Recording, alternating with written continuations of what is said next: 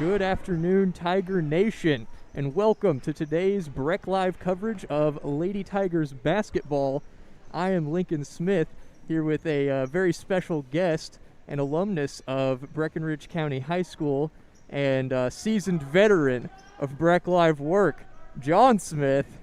Thank you. Going to be helping with our coverage today of the Lady Tigers against the, I believe, Lady Colonels of Webster County, a formidable Region 2 team. Would you like to tell us a little bit about Webster County, John? Yeah, Webster County, they're a very solid program coming out of the loaded second region. This is a region mostly known for Henderson County and their pure dominance of this region. Henderson County and Breckinridge County do play each other later in this season, I believe. Played each other last season. It was a close game. Breckinridge County was in a very cold place at the time. Came out in a close game, though. Lost, I think it was the fifth straight at that point, as the season just about rounded out. But the second region, Henderson County, 14 regional titles. Webster County with 4 regional titles. These teams are always producing teams that compete at state. And it's a fantastic region overall. Webster County, no exception. Sort of a huge rival with Henderson County, a big matchup that we see every year. So coming into this game, the Lady Tigers coming off of a now, 6-game win streak after the loss to Meade County. They now sit at 12-1 on the season, and I believe based off of Homer's Radio, now sitting at the top of the third region and as well as in RPI ranking. They just finished the last 2 games. Let's see the dates on those. The last game that we did commentate for the Lady Tigers was the Hancock County game at home, where they came out with a pretty convincing 20-point win despite starting off a little bit cold. But the day after that, they went to Butler High School over in Louisville, and they beat Connor 63-47. And on the 9th, they had a doubleheader with the boys against Whitesville Trinity. I believe the boys lost by 20, but the Lady Tigers, with a pretty convincing 62-26 win, they shot 53% from 3 against Trinity. Though a bit of an anomaly, they also shot 40% from the free throw line. So that's pretty fun. Isabel Grimes led the scoring. She had 22. I believe Aaliyah had 16. And Sydney had 15, if memory serves me correctly. So a pretty good win there. Some good momentum going into this game. And Webster County, not a joke of a team at all to try and be playing. No, Webster County, they started the season off pretty cold. Their opponents, though, make no mistake about it, they are not playing a weak schedule, probably one of the toughest in the state. This will be their 5th matchup against a team that is leading their region. Their other losses, they lost each of the last 4 that they played against the 5th region, the 4th region, and the 2nd region leaders. Against E-Town, Marshall County, as well as Henderson County in their own region. So Breckinridge County will be the 3rd region leaders currently, as we know, going up against a fantastic Webster County team that's played some great teams. Webster County started off winning only one of their first 6 games on the year. Then they had a 4-game COVID break for, of course, things being shut down for a while. And they have come back strong with 4 wins out of their last 5. And they have looked much better as a team.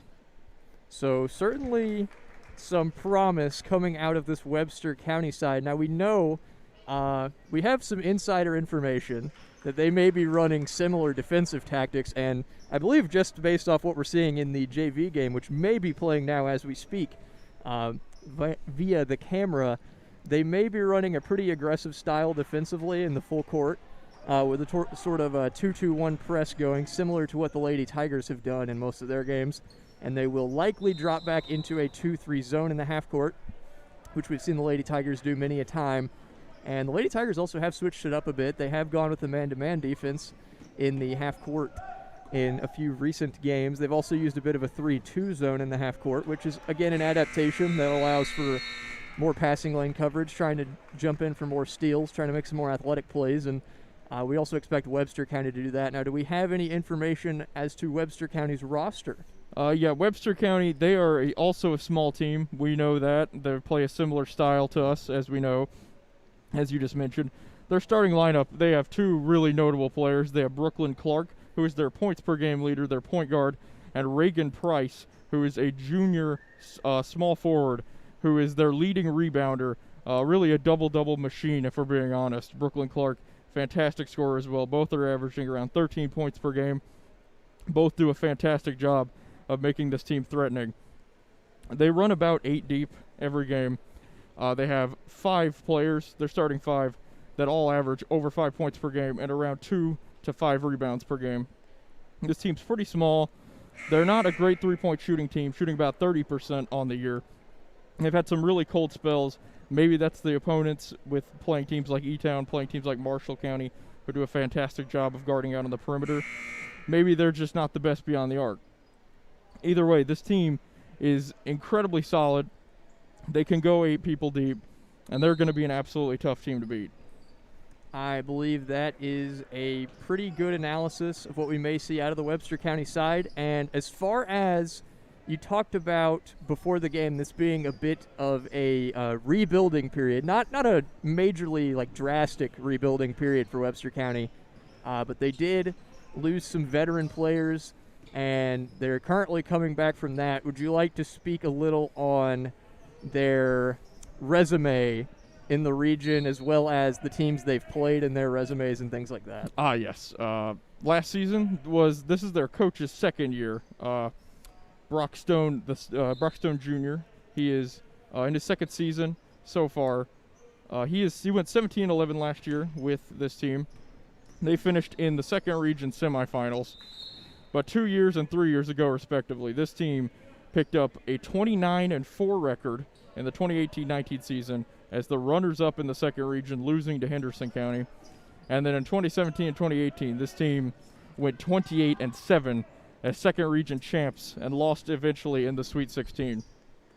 This team, they ended, in fact, Henderson County's 5 straight regional title run with that 2018 title. This team is, of course, as you said, in a minor reloading phase. There's not a whole lot of rebuilding that happens with some of these second region powerhouses. There are losses, though, as you mentioned.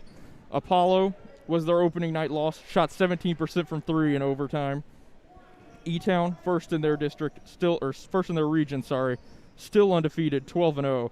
Marshall County, 12-1 on top of the first region. McCracken County, they were held to 45 points. Bowling Green, they were held to 35 points on back-to-back nights with that McCracken County loss. And then Henderson County, as we know, still on top of their second region at 7-1. So definitely some big games played.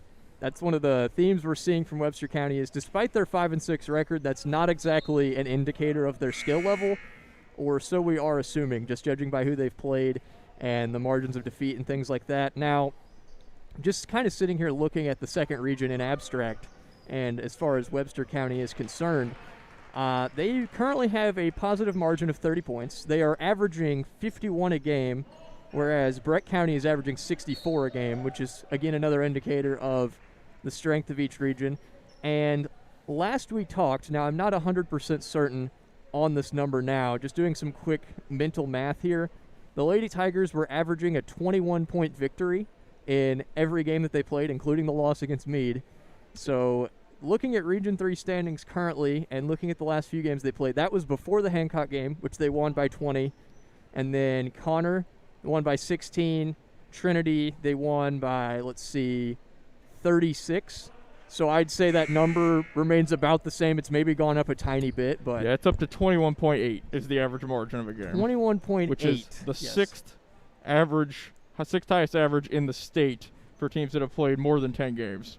Now, some numbers I was unaware of going into this game, and ones that I thought were really awesome, and one that was kind of, bleak, I guess. You talked about how the Lady Tigers match up in terms of three-point shooting percentage and points per game versus other teams in the state. Do you want to go into detail on that? Oh, yes.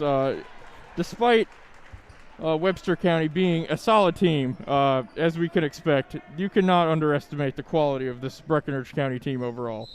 Proven offense, 12th in points per game in the state at 63.9 per game. A proven defense, 21st fewest points allowed per teams with more than 10 games played at 42.1. Of course, as you mentioned, the fantastic margins, 6th best in the state. 18th highest field goal percentage in the state. And, of course, probably the most notable, third highest three-point percentage in the state at 39.7%, and the fourth most made three-pointers in the state as well. Of course, as we know, the weakness for this team, however, has been free throw shooting. Shooting only 57% from the free throw line. At this pace, it would be the worst free throw shooting season in the history of Breckinridge County basketball. But overall, this team, offensively, defensively, a standout team, and it's the highest RPI in the region. It's really not even close, with Apollo in a distant second. This team is really expected to run the region, and they've gotten off to a great start at 13-1. So you talked about how the 57% free throw shooting, correct me if I'm wrong there, 57% is not a good number. Like you said, one of the worst in Lady Tiger basketball history. But the issue isn't exactly that the form isn't there or that, I guess, the technique isn't there. It's more of just it's inconsistent on a day-to-day basis. I agree. I think that's more of a confidence thing you're coming down to, because this team is not that far removed from the team a year ago where they shot 64%. This team, I think it's a confidence issue. It may be something with the smaller crowds. There's not really anything you can pinpoint it down to exactly. But what we do know is that this number will be one of the lowest, as you mentioned, and also that, of course, this is the lowest number that Coach Mormon has had free throw shooting wise is hovering around 63%. So this team is significantly down from those numbers, but it's expected to pick up at some point. I just don't know when. It will definitely need to be soon, though. Yeah, so that's one of the big things that I've talked about several of the last few games has been the sort of clutch factor of the Lady Tigers. We talked about the value point system last game, the various complexities of trying to understand what that statistic means. It has gone up since the Hancock County game, obviously, after some big wins coming in there. It's now sitting at on average, still about a 1.4, 1.37, which is a very high number. I don't know if you're familiar with the value point system, so I will bring it up here. It's calculated. It's an interesting calculation. It's essentially your positives and seeing how much they outweigh the negatives of your game. So it's the points and rebounds added together plus 2 times the quantity of assists plus charges plus steals plus blocks. And then all of that number with the denominator being free throw misses plus 2 times the field goal misses plus the number of fouls plus the number of turnovers. So that is an interesting calculation. It really shows that the Lady Tigers do a great job of covering all the bases.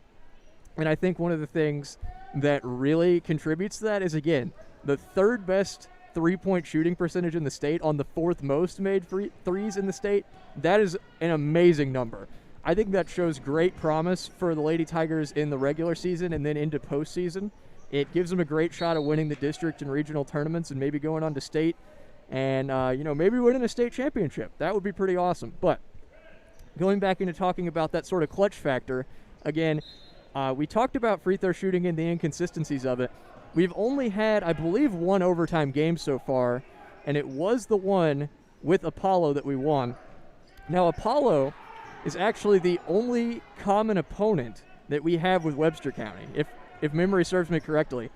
We were supposed to play Central Hardin, who Webster County has played, and they beat Central Hardin, but we ended up not playing Central Hardin due to a COVID-19 cancellation, so our really our only reference point that we have in common with Webster County is how we played against Apollo. Now, Webster County, again, like you talked about, has played Apollo twice. They lost the first time. That was their season opener. They lost 61-66 in overtime, and then they went and beat Apollo 57-53, and that was a home game for Webster County. So getting back into the stats for the Lady Tigers against Apollo, in the overtime victory, we went 7 for 8 from the free throw line. So you can't, I feel like there was some confident shooting going on there, and I think we went like 60% on the game. But, we went 88% in overtime. So that's a bit of a, almost a paradox, I guess would be a way of putting it. But it's been very weird watching the inconsistency with shooting free throws, because we went from shooting like I think it was 50% against Owensboro Catholic to shooting 100% against Barron County. We're just kind of jumping around there. I guess I'm not exactly sure what it is that's causing it, but it has just not really been there consistently for us. And I think if it would have been, we would have won games like Meade County that we had lost, and we could have had bigger margins of victory. But I feel like overall the Lady Tigers have done a very great job this season with maintaining things and finally getting back to covering the clutch factor. Is this number that I consistently bring up in every game because I just find it so intriguing, is field goal percentage throughout the game.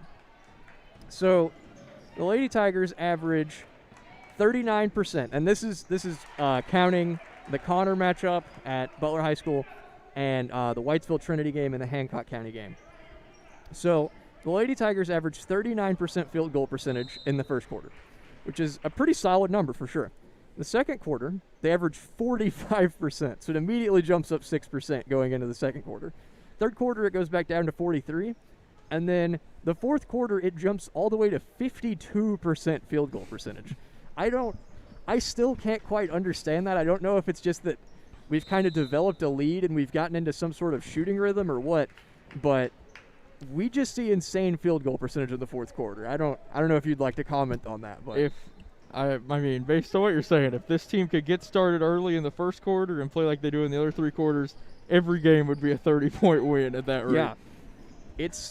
We get off to such slow starts sometimes. I feel like if we just jump ahead, kind of like Owensboro does in boys basketball. Tactically, Owensboro just jumps you out of the gate. Like, they've got the full court press going. They immediately get off to like a 10-point lead. I feel like if we would do something like that, we'd put ourselves in a lot better positions, particularly in games like the Hancock County game or the Meade County game, where it seemed like we came out a little bit timid and scared. But today's game is probably going to look a little bit different than that tactically, because we're going to go into this with the assumption that Webster County is going to be a very solid team. Yes, and like you mentioned about getting off these early starts and how that correlates with free throw shooting, of course, I mean, if you get out to a really good start, Meade County, like you mentioned, was a really slow start, really dragged out, and at that point, I remember Meade County actually shot less than Breckenridge County did from the free throw line, but if you make your free throws, or if you get off to a really hot start, or at least a better start than what we did get off to, then you can at least afford to miss those free throws. Whether or not you're making them at that point doesn't become as important. Yeah, and in the grand scheme of the Meade County game, the way I kind of like to look at it is breaking it down into every quarter by the sort of action that we saw. The first quarter, I think the Lady Tigers had like 6 points. I'm not 100% certain on that number, but it was a grind. It was pretty abysmal. And the problem with the first quarter was not that we were getting fouled. Getting to the free throw line is great. The problem is we weren't knocking down free throws. You're never going to build up that sort of confidence if you go to the free throw stripe and you just start missing them right out of the gate. And I feel like that kind of threw us off our momentum pretty quickly. And we started to knock down some more as the game progressed. The issue is when we started knocking down shots and finally, getting a shot to go in, a bucket every once in a while, that was when Meade County pulled ahead after Gallimore knocked down, I believe, threes on almost 4 consecutive possessions. That was a crazy series of events to watch. And then, of course, the third and fourth quarters, the Lady Tigers fought back pretty valiantly. They just couldn't quite finish it out. A last-second shot by Peyton Bradley sealed the deal for the Lady Waves in that game. So that is our one defeat that we've suffered. And so far, other than that, we really haven't had a ton of close games. Let's see, Mercy got really close near the end, but we were way ahead. You mentioned earlier the winning streak, 6 straight now. In those games, only one of them, Owensboro Catholic, has been within 10 points, and that was a 9-point win. So it's been a convincing stretch on top of a 13-1 record. That Meade County game, it kind of correlates as well with the free throw shooting and the field goal percentages late in games. It's kind of an anomaly that one even stands out as a loss. Yeah, very much so. That we the whole RPI ranking for the third region and how Meade County's played their other games. Absolutely no slight towards Meade County. I think they're a pretty awesome program, but it's just like, man, we should have won that game. Yes, they are coming off losing a Division I player as well, who averaged nearly 30 points per game. Pretty crazy stuff we saw there. So I'm trying to think where exactly to go from here. So, I mean, looking at the games from the beginning of the season and trying to spot consistent themes, I think our defense was, and not necessarily just the defense, but the defense to offense conversion has what's allowed us to get so many threes. We've gotten a lot of steals. We've been able to push it the other way. And then if we can't find a quick bucket, we kick it around pretty easily and are able to pick up easy threes. And I think a lot of that is attributed to ball handling and defense. All of those factors play in greatly. I agree with you there, and I think this team's core is what really makes it fantastic as well, and how that correlates with three-point shooting percentages. There's obviously the quad threat of this team with 4 players averaging over 10 points per game. That is something that is just non-existent in the third region. At most, you'll find maybe 3 players averaging 10 points per game, but the combination of Tucker, Grimes, McDaniel, and Mucker has been unstoppable. 3 of the 4 shooting 40% from 3, all 4 averaging 10 points per game, 3 of the 4 averaging 5 or more rebounds per game, and the total have 15 years of varsity experience combined. All these factors going together with the style of play that this team's been used to is creating some fantastic basketball. And so far, it's been working wonders this season. Yes, I can certainly see that going in well, and you can really tell, particularly on the court, how well they work together. And that's where I think sort of that scoring versatility comes in, is, you know, other teams don't expect 5 people to go out on the court and all 5 of them to be able to either shoot the ball or drive, you know, get fouled, knock down free throws, any of those things. You know, any one of the 5 players on the court could jump in and trap somebody defensively in a corner. Anybody could get a steal. Anybody could block a shot. And I think that's one of the great things about having a really athletic team.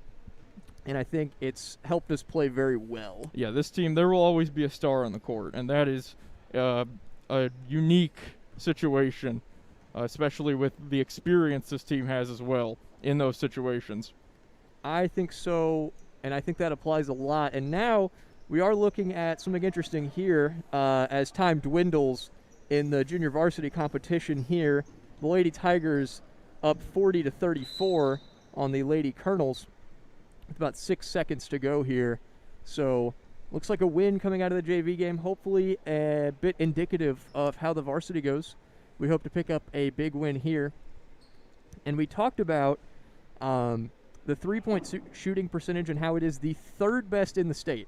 That is also accounting for the fact we shot, I think, like 20% against Meade County from 3, and also accounting for the fact we shot 8% against Owensboro Catholic from 3. And we still beat Owensboro Catholic. I mean, obviously that was I believe our lowest scoring game. It was pretty close between that, Meade and Barron. The Lady Trojans, my apologies, of Webster County, I guess, misinformed there. I don't know exactly where my idea came from for that, but I think you were confused with Henderson County. Henderson, yes, fellow second region opponent. My apologies there. We were speaking of a lot of the teams earlier, but you know, we're still right in there. Either way, so we were talking about 3-point shooting percentage, and even after an 8% shooting performance against Owensboro Catholic, the Lady Tigers still sit at, you said, what was it, 38%? About 39.7%. 39.7% from 3. So, again, we are seeing this JV game start to dwindle down, so the Lady Tigers should be inbounding the ball. We're not sure who will get first possession. That is to be decided by a coin flip shortly before the game. So we may cut to a quick commercial break here. We will rejoin you guys shortly to jump right into some action and with a bit of trivia. So make sure to stick around for that and make sure to be informed. We will catch you guys here shortly.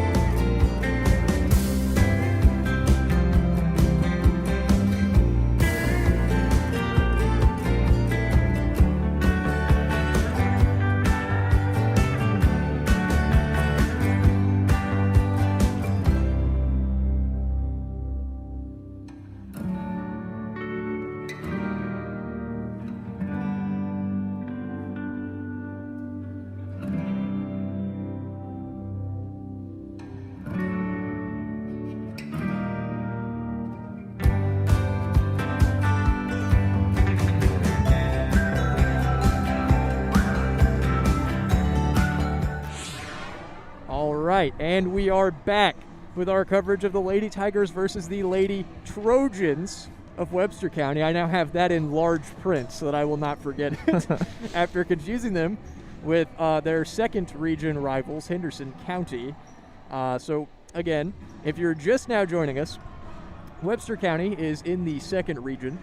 They are 5-6 on the season, though that is a bit misleading of their actual talent. We have some indicators that they will be a solid opponent, and we're going to have to play a high level of basketball to be able to win this game. Once again, joining me is Breckenridge County High School alumnus and Breck Live veteran John Smith. Do you have any new information that you would like to provide as to what you think may happen here? I thought I should just maybe share how these teams are playing at this respective arena. Webster County is 2-3 on the road so far this year. Those losses were Apollo and I believe Marshall County and Bowling Green. Breckenridge County is 5-1 at home. Of course, we know the Meade County lost. That one was a heartbreaker. But yeah, Webster County, third in RPI in their region. Their record, I don't think it can be stressed enough, is very much not indicative of the quality of this team, the quality of their opponents, and overall their history. Their RPI is incredibly high, as we've seen. It's always high. The teams they're playing have RPIs. I believe Marshall County was in the 740s for their RPI, which, to put that in perspective, Breckenridge County is in first here in the third region at a 67, or 670, sorry. Yeah, and looking at, I'm actually currently pulling up the girls basketball RPI ranking for the 2019-2020 season, just to kind of see, as a point of reference, what that's looking like. But again, we know that Webster County lost a few seniors, so they're in a slight rebuilding period. How many regional championships did you say they had won in their second region? They have picked up 4 regional titles, and this is since 1994? 1994. Okay. So in 26 years, they've won 4 regional titles, and this is in the region with Henderson County, who has won how many? 14. So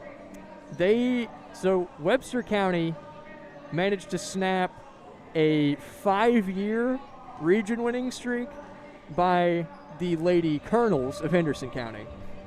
So, and then, let's see. So Webster County is definitely going to be a solid side. When was the last time that Webster County won the regional tournament? They were champions in 2018. However, in 2019, they were first in the second region overall. They beat Henderson County in the regular season, but they fell to them as runners-up in the championship of the second region last year. Okay. Or 2 years ago, sorry. Last year they fell in the second region semifinals. So, let's see here. Thinking about it, sort of an abstract, and again, we have just a very minor comparison to really be able to make in terms of talent or any sort of expectation going into this game against Webster County, because our only reference point is in their 2 games against Apollo, which have both been very close games, as was ours. The Lady Tigers went into overtime with Apollo and ended up winning by 6 after some clutch free throw shooting during that overtime period. Now Webster County is 1-1 against Apollo this season, losing by 5 at Apollo in overtime and winning by 4 at home against Apollo. So not really a ton of expectation either way. We have heard that they will likely be running similar defensive dynamics with the 2-2-1 press and then a 2-3 zone. And while that isn't a guarantee, it is a slight guess as to what may happen. And for the vast majority of games we've seen so far this season, teams have run zones against the Lady Tigers, and several of them have had to sort of adapt that play style and switch into a man-to-man defense because, again, we talked about that Lady Tiger three-point shooting percentage being such a high number at around 40%, the third best in the state. And they have made the Is it? They have made the fourth most of teams with 10 plus games. They have made Okay. the fourth most, and they have hit the third highest percentage of 3-pointers. Okay. How many 3-point field goals are they averaging per game? Or do you have that number? In total, it's been 106 3-pointers made. Okay. So which divided that. divide that would by end up 13, be right around like 8. It would be 8.2 3-pointers per game. All right. Well, that is certainly a lot of perimeter action. And now, for our not necessarily newly added segment, it's been, I don't know, probably about 4 weeks, I want to say, since we started doing this. But welcome to the trivia portion of the pregame show. And if you correctly answer one of the 2 trivia questions, or both, we have had one person, I believe, get both of the trivia questions, you will get a shout out at halftime. So, certainly, and okay, also, to answer the trivia question, you have to comment it in the live stream chat. That is the way we are going to ask you to answer it. And so, for my trivia question, which my trivia is always Breckinridge County related, and John is going to be covering Cameron's role of just doing any miscellaneous concepts, which I think his is also Breckinridge County related. But my trivia question, during the 1995 Boys KHSAA State Basketball Championship, who did the Fighting Tigers beat to win that state championship game? And I guess that's about all I have to say. John, your question is? My question that I'm going to go with is who was the most recent regional champion or the most recent athletics team to compete in a state competition from Breckinridge County? And the answers to those will come at halftime. But if you do know the answers to them, jump in quickly into the chat, and you will get a shout out at halftime if you are the first one to answer correctly. So, exciting time. We may be beginning the national anthem here shortly, so that will decide when we cut to our next commercial break. But until then, I suppose we will continue on. All right, nope, it looks like national anthem is now starting, so we will catch you guys after a quick commercial break right before the game.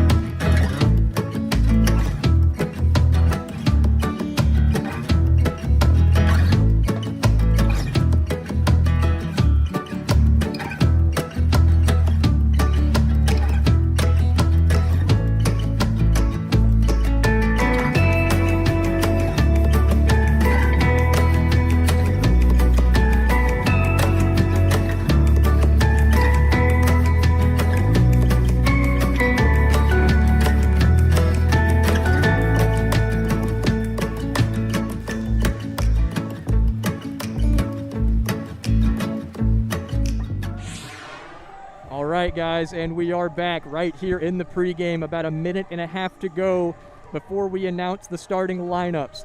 If you are just now joining, tonight, or I guess this afternoon, we have Breck Live's coverage of the Lady Tigers of Breckinridge County going against the Lady Trojans of Webster County, a formidable second region opponent.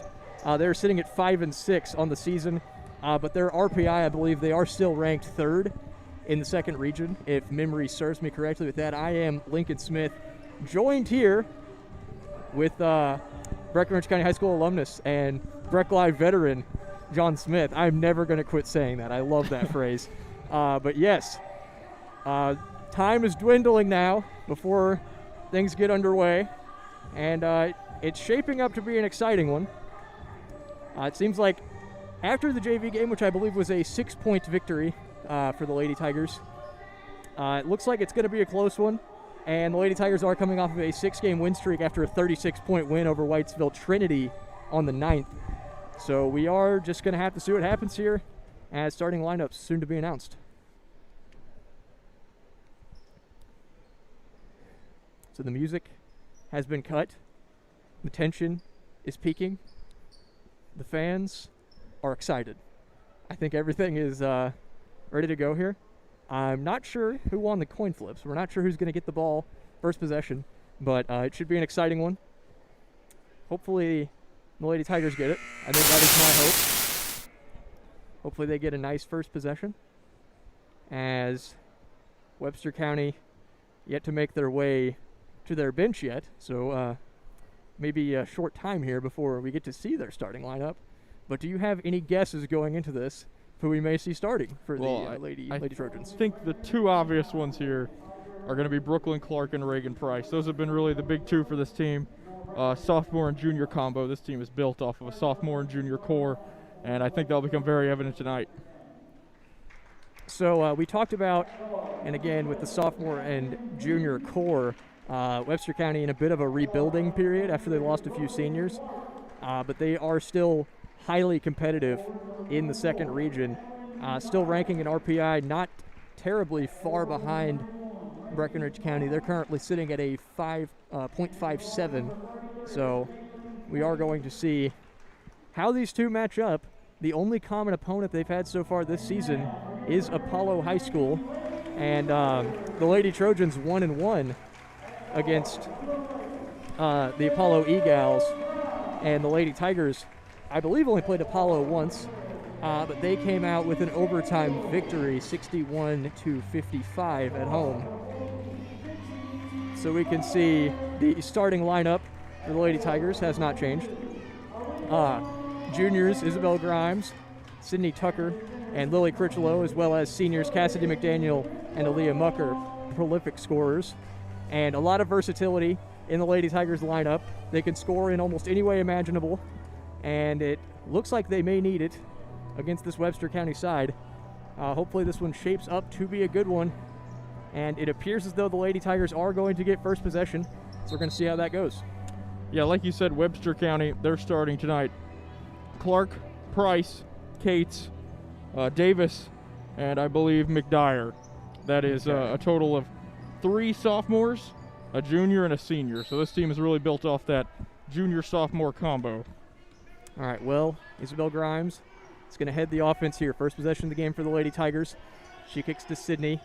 Looks for Cassidy in the corner. She has it on the wing now. Kicks it over to Sydney, who kicks to Lily in the middle.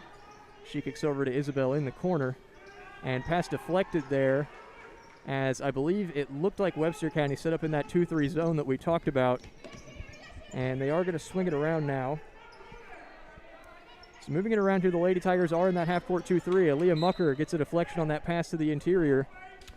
Ball just knocked out there. So a pretty solid start defensively for both sides. Couple of deflections here early on. Yeah, you mentioned that 2-3 zone there on the other end. They did a fantastic job making sure Aaliyah could not get the ball there. She was really fighting inside. There was no angle for her. And we have seen that the Lady Tigers are willing to attack from almost any angle, particularly shooting the three. We talked about how they're the third highest three-point percentage team in the state. As offensive rebound there for Webster County. They swing it around once again. Look for a pass to the middle. Kind of an uncharacteristic possession there for Webster County. 27% from 3 on the year. as well as not a very great rebounding team, not a very big team. So very uncharacteristic opening possession for them. As Aaliyah takes it the other direction, can't quite convert. Webster County has it in the middle. They kick out.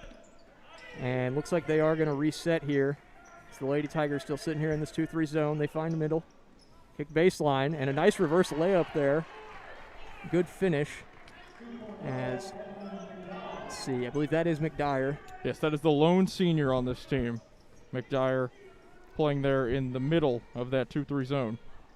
So the Lady Tigers here starting to slow it down a bit. Cassidy has it on the wing. She kicks up to Sydney. And kind of dribbling around here. Drives into the top of the 2-3 and then hands off to Isabel. She kicks over to Lily. Dribbles around. Set up at the top of the key. Kicks over to Sydney Tucker on the right wing. She drives and she is tripped. So first foul of the game here. Really some fantastic defense there from Webster County. Basically forcing Breckenridge County to dribble us out until nothing happens. Really no opening there, no pass to be made. Just movement without really getting anything going towards the basket.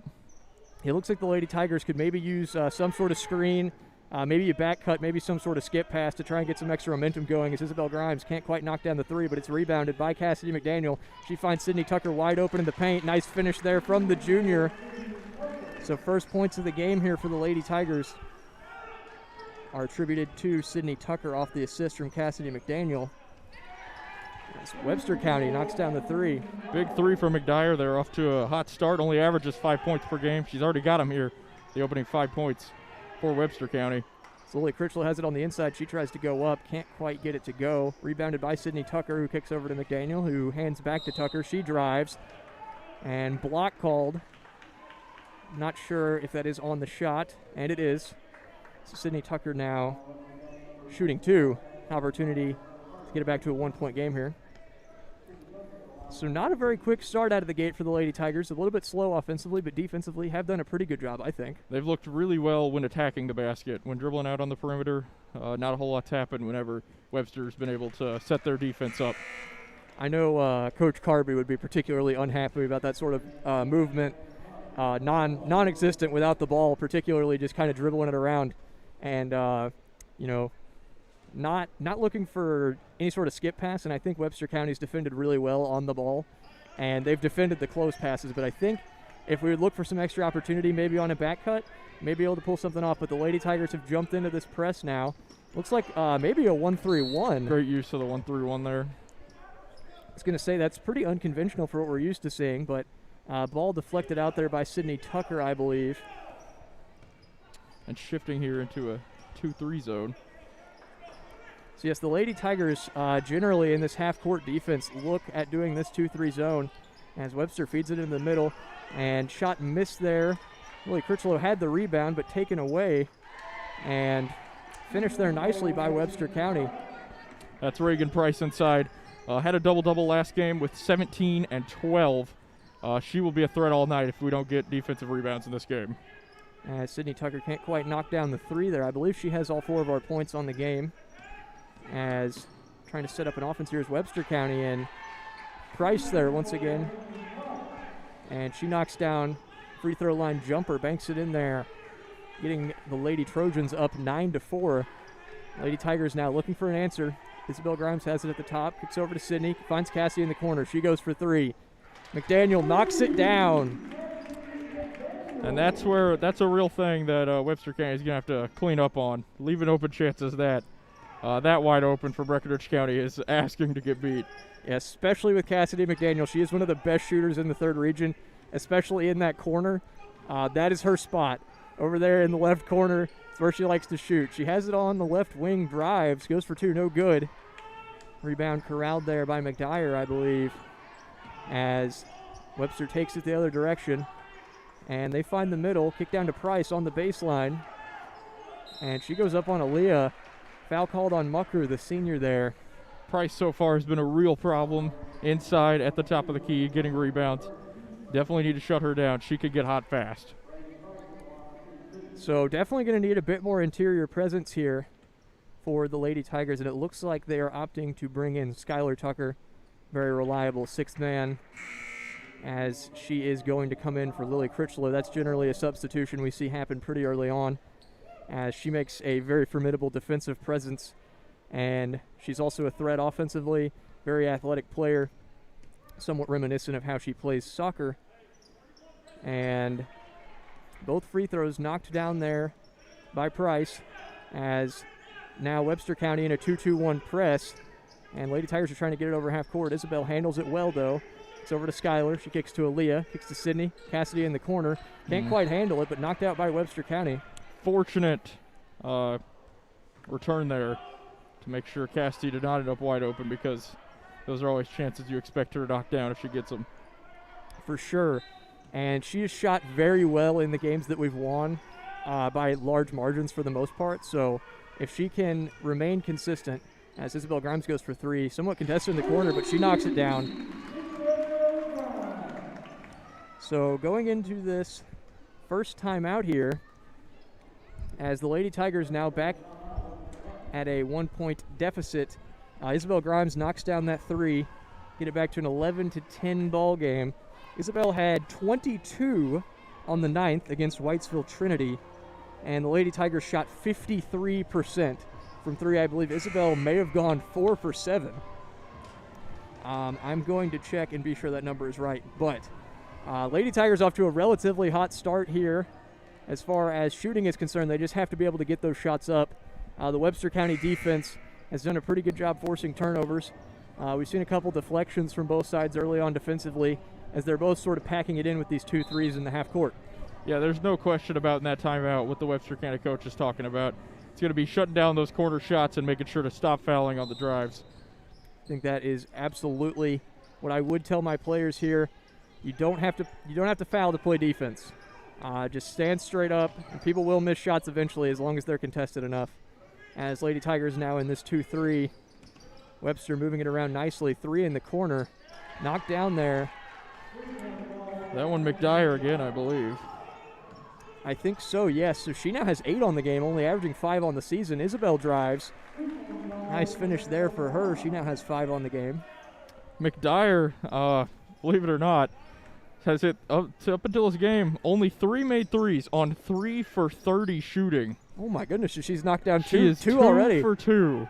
Wow, that's insane. A 10% shooter. I think the Lady Tigers will live with that so far, but if things get a little more out of control, that would be quite impressive on her part.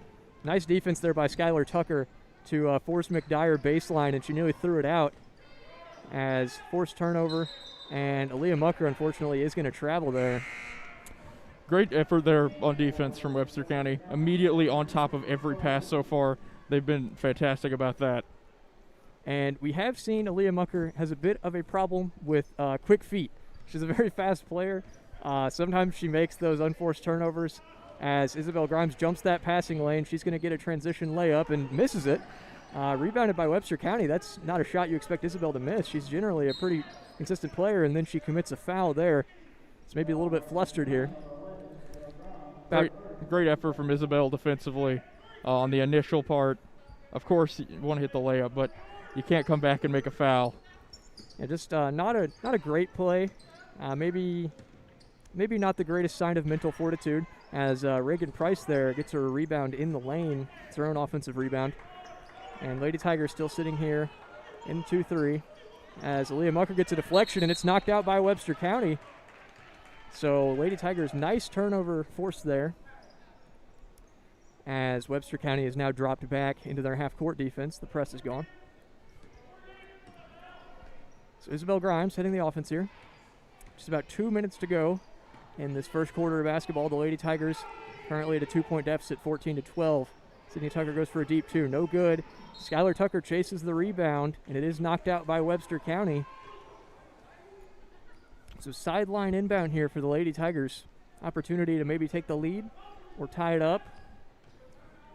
Another great effort there from Webster County. Again, they are really coming out on everything, and I think we expected this coming into this game. This is a team that really hustles, and they have really earned this lead so far early on. So definitely a good opportunity for a skip pass there as a trap comes near the top of the key.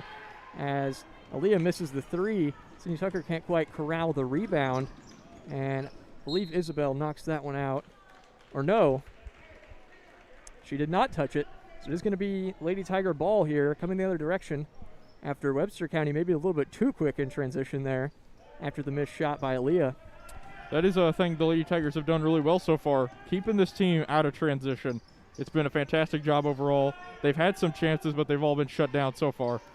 As Cassidy goes for three. McDaniel deadly in that corner once again. She now has 6 on the game after knocking down that second three.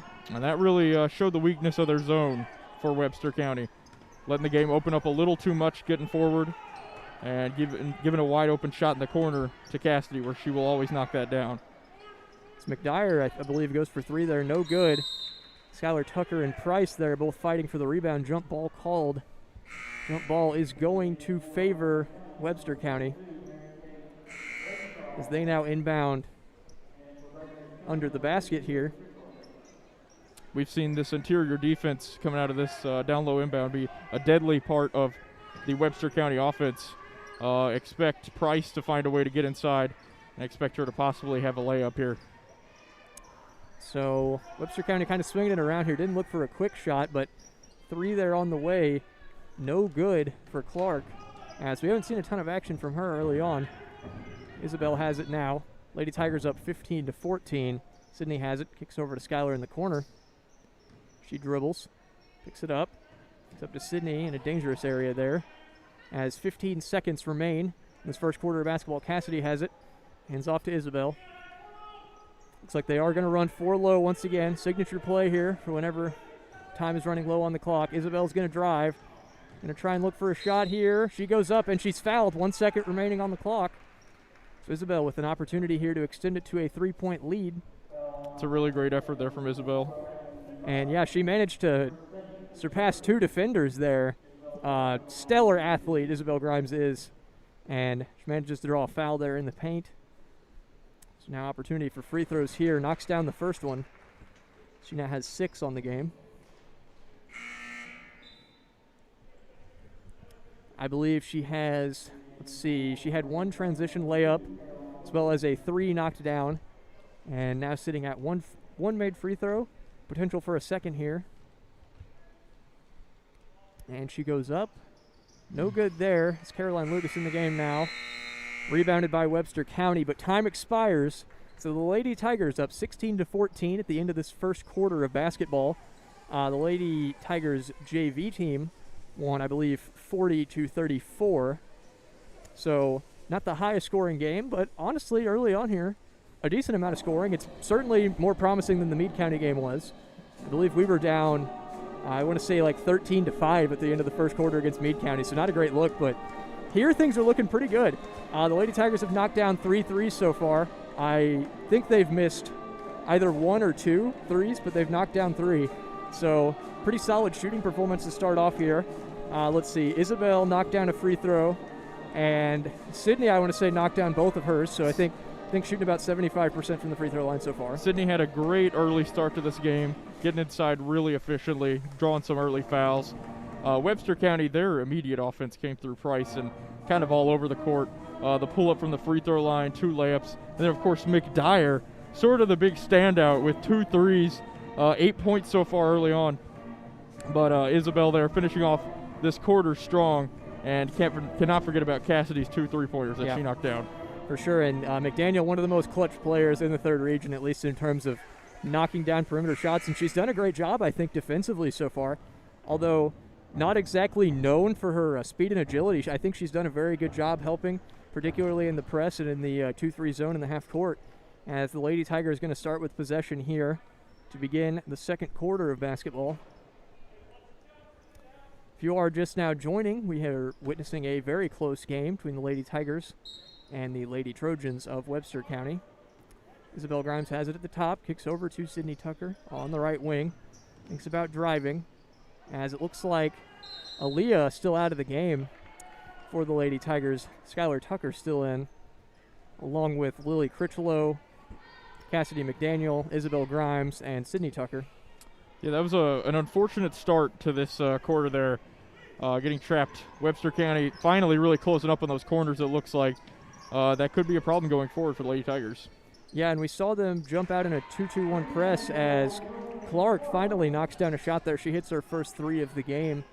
So Lady Tigers now down 1, but We saw some 2-2-1 action from Webster County and the Lady Tigers early in that first half.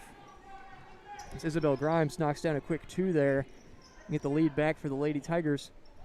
So Webster County maybe looking to close some gaps here defensively and try and force skip passes, maybe force some turnovers. I think one of the important things to mention about Isabel there, as Webster kind of comes out, tries to defend the perimeter, closes down on the corners, it opened up there, the back cut from Isabel on the pass from Cassidy, and layup like that. With this team, with this level of quality and so many players, it's hard to stop all of them at once.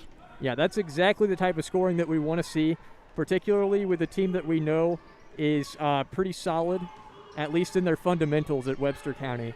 And we've seen a pretty good job, I think, so far by the Lady Tigers. Maybe a few unforced errors, but I think they've done a good job reacting to this Webster County defense as it compares to maybe a Whitesville defense. Things really opening up now in the middle, it looks like, for the Lady Tigers. Back-to-back layup opportunities, and they've taken advantage. Yeah, and I think that speed really becoming a big factor for the Lady Tigers as Clark goes for another 3. No good. Rebounded by Skylar Tucker. But, yeah, the speed of the Lady Tigers really coming into effect there, as with Webster trying to jump passing lanes, they've been able to get action in the middle as Skylar Tucker finishes off a nice pass from Isabel Grimes there. So the Lady Tigers now take a 5-point lead here. A few quick go-ahead buckets and some real signs of promise here as Webster County forced to take a timeout there to halt the momentum. Unsurprising timeout. This team has really looked a lot more open, not on top of everything. Transition play was almost non-existent from the Lady Tigers in that first quarter. Now things are really opening up for them.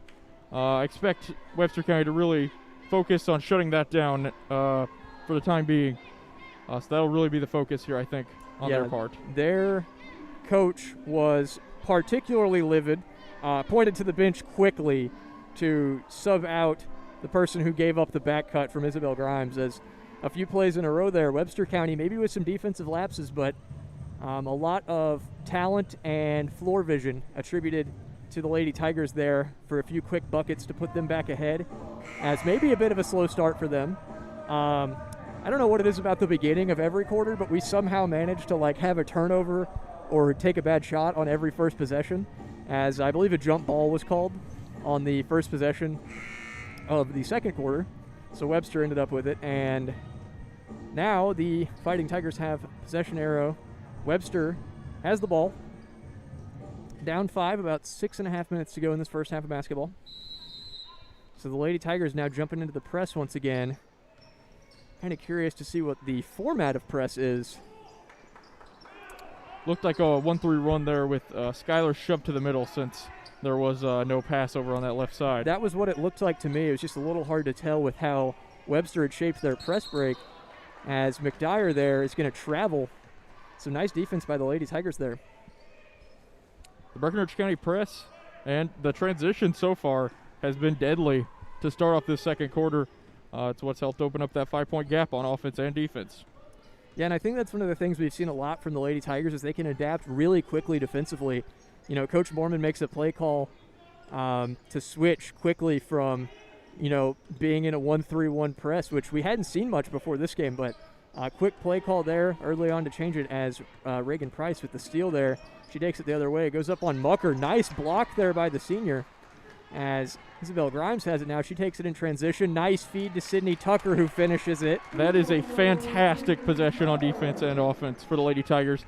Forcing a turnover, forces the transition play, but then Aaliyah with a great hustle back after a turnover to recover, make the block, and get this team out and running. As Webster County now slowing it down here, perhaps trying to halt the momentum of the Lady Tigers, but pretty nice, I believe, 8-0 run by the Lady Tigers these last few possessions. As Clark goes for 3 again, no good. Offensive rebound on the baseline, though. They kick out to McDyer. The Lady Tigers have clearly no issue letting Webster County, a 27% three-point shooting team, stand out there and shoot. It has not gone great for them so far, and it's really sort of taken them out of this game in the second quarter. And again, you talked about Webster County only going probably 8 deep or so, and the Lady Tigers could play, I would say, all 9 of their players at any given moment. We haven't seen a ton of action from the bench so far. We're used to seeing Skylar Tucker come in. Just as I'm saying that, some of the bench coming in now. Caroline Lucas comes in, as well as Kaylee Huffines. So it looks like we are in a 2-2-1 now. Or maybe not.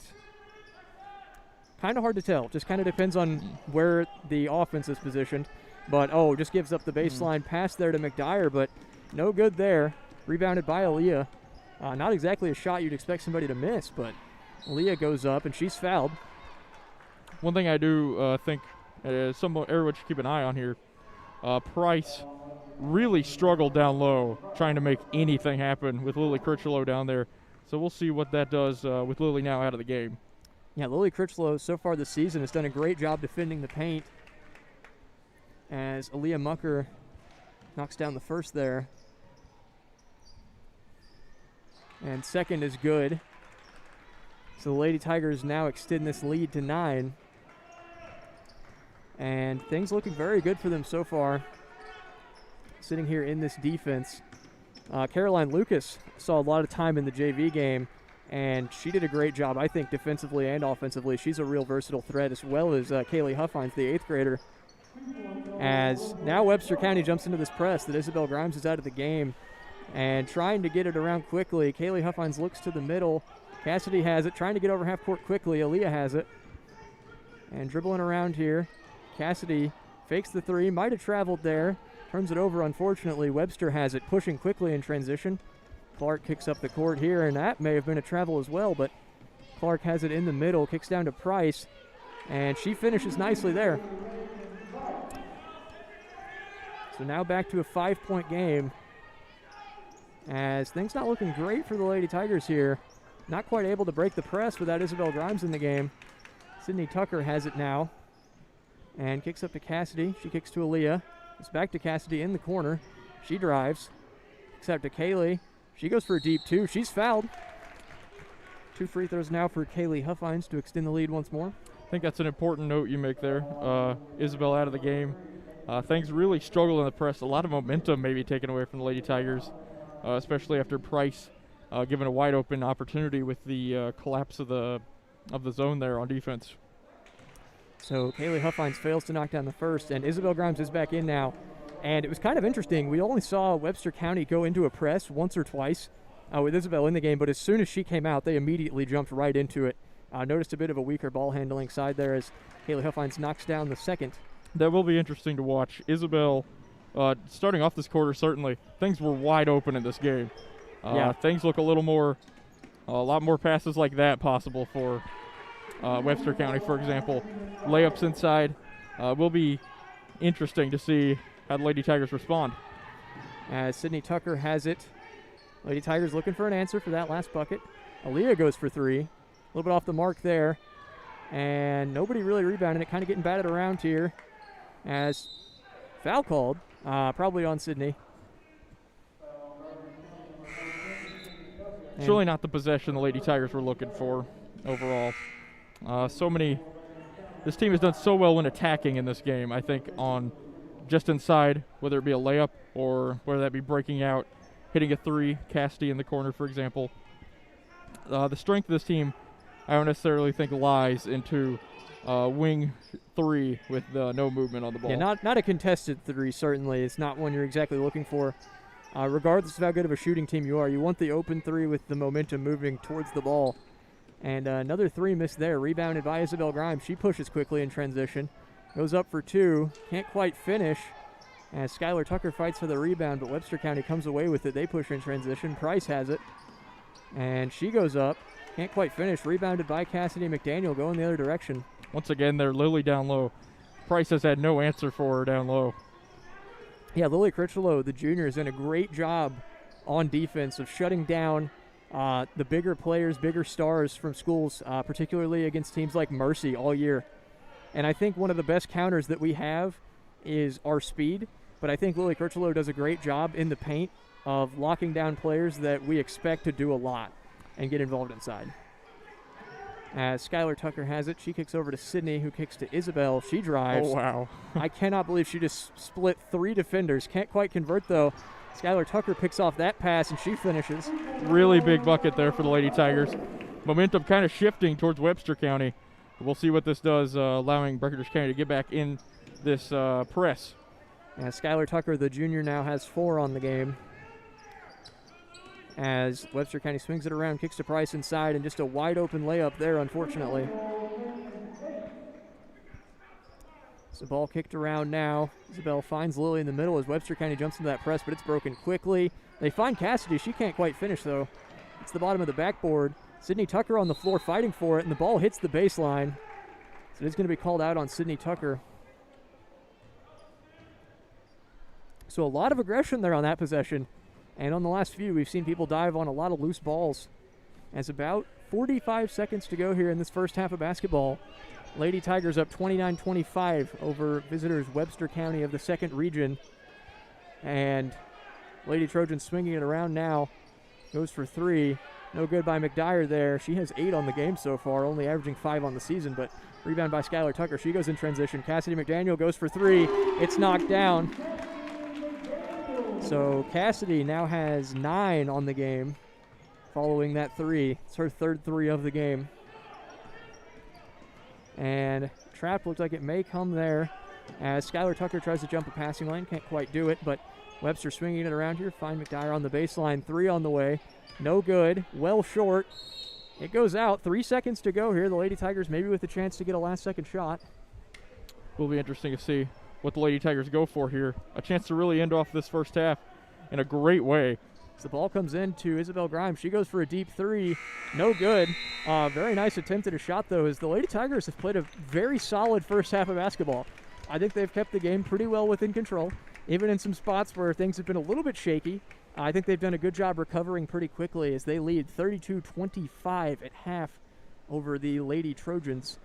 Any comments so far on this first half of basketball, you think? The Lady Tigers really got off to that second quarter in a fantastic way. Open 3 opportunities, great drives, I believe, from Isabel, as well as Sydney getting some fantastic back cuts. And I think defending was also fantastic. Lily was doing a great job getting back in transition, but also shutting down opportunities that Price had, for example, down low. Webster County, they recovered, though. They did respond after their timeout. They made the game close and competitive, but the Lady Tigers are going to go into the half with a 7-point lead. And for how they ended the half off there with some a 3-pointer from Cassidy and a quick transition bucket, it was overall a fantastic half of basketball from the Lady Tigers. Yes, and based on their stats from 3rd and 4th quarter play, we can hope to see they maybe pull away a little bit here and are able to defeat this Webster County team, a 2nd region formidable opponent. We will catch you guys here shortly before the beginning of the second half, about to go into halftime. We will be back with trivia answers and shout-outs. And I suppose that is all for this first half of coverage. We will see you guys shortly.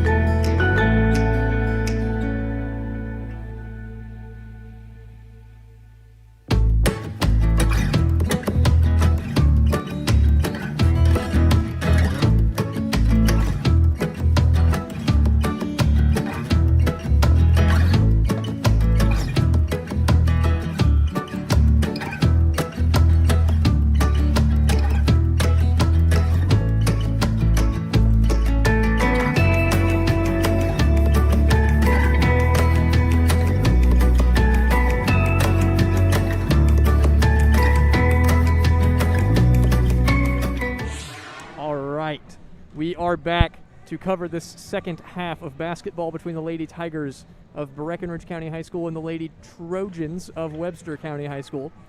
So, in the pregame show, if you missed it, you can go watch. You could rewind and watch the pregame show to get all the trivia. We have trivia and the pregame show of every Lady Tigers varsity game. So, my trivia question, which my trivia is generally Breckenridge County related, is who did the Fighting Tigers beat to win the 1995 KHSAA State Championship? And the person who answered correctly was Jenny Owen. The answer, Pleasure Ridge Park High School.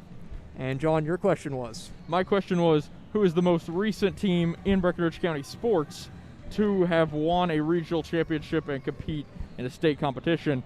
And our correct answer there goes to Avery Powers. That's our shout out, with the correct answer being golf over the summer. So the Fighting Tiger Golf managed to win a very impressive victory in the regional tournament. Pretty awesome time, I think. Went to state, had a good time. I myself am a member of the golf team, so that was pretty exciting, I thought. But yeah, you know what else is exciting? This first half of basketball. Masterful segue there, but kind of jumping right in here to the action. If you guys are just now tuning in, you missed a treat of a first half. You can, again, always rewind and go check out what happened there. But going into this game, Webster County, a second region opponent, despite having a losing record, they still have an RPI of .57 because they have played some very formidable opponents, namely Bowling Green, E-Town, Henderson County, Marshall County. They've played some of the top teams in many of the different regions.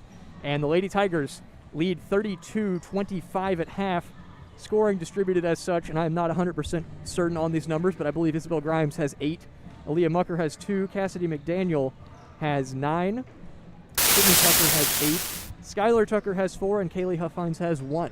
So it's been a very solid performance thus far for the Lady Tigers defensively and offensively. John, is there anything you would like to add? I think this game right now really on pace for where both teams would expect to be.